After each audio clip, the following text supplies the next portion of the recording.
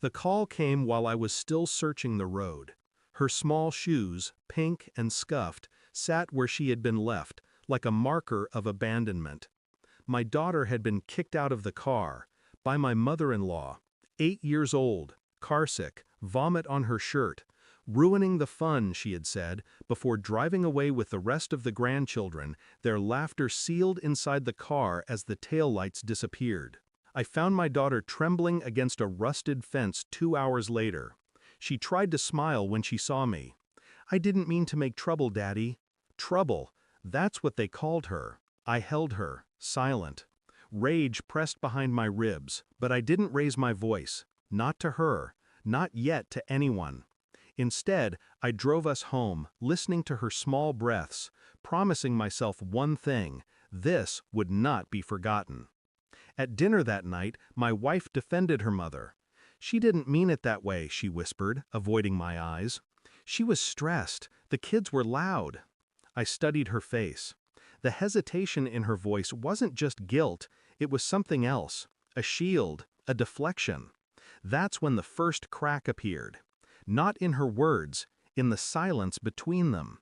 I remembered the strange late-night texts she had hidden under her phone screen, the long drives to her sister's house, the perfume I didn't recognize.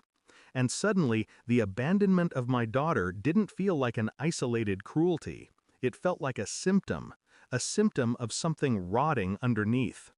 I nodded, outwardly calm, and passed her the bread.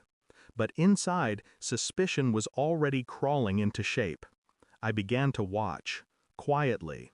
I checked the mileage on her car when she slept, cross-referenced receipts with where she claimed to be.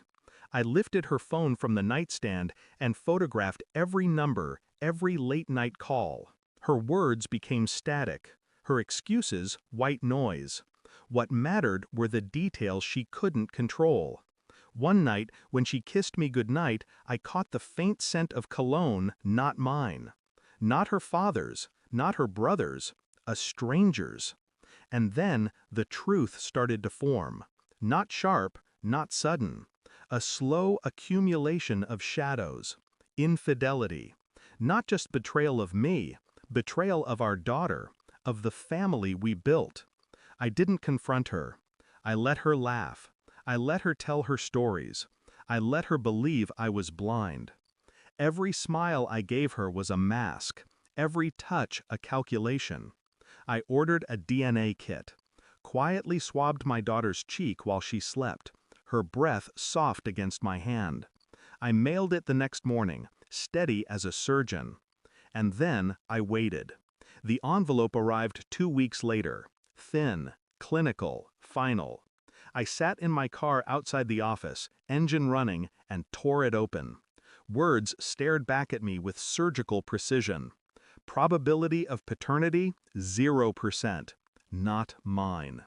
The air went still. No shouts, no curses, just a silence so sharp it cut through me. I went home. She was in the kitchen, humming, pouring juice into glasses. I slid the paper across the counter. Her hands froze. Her breath caught. She read. Then her face collapsed, piece by piece. "I can explain." I said nothing. My silence was a blade sharper than any word. That night, I called her mother, the woman who abandoned my child on the roadside. "Come over," I said, voice calm, controlled. They sat together on the couch, mother and daughter, shifting uncomfortably under my stare. I placed the DNA results on the coffee table between us. Her mother was the first to speak. "This isn't true." "It is," I said, quiet, absolute. My wife began to sob. Her mother reached to comfort her, but I stopped her with a single look. "You left my daughter on the road," I whispered, "because she was inconvenient. And you," I turned to my wife, "you left her long before that." Neither spoke.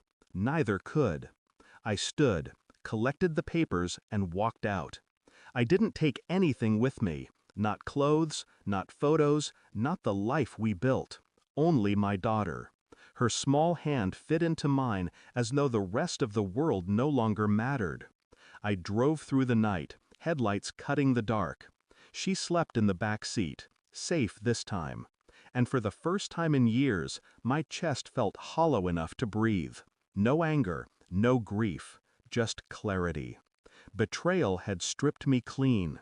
But in that ruin, I found something colder, sharper: freedom. I looked at her sleeping face in the rearview mirror and knew one thing with terrifying certainty: they had lost everything. I had lost nothing that mattered. When I closed the door on that house, I didn't just leave them behind. I buried them there. Thanks for watching. Don't forget to like, share, and comment. Subscribe now to Cheating Stories Insight World for more amazing stories.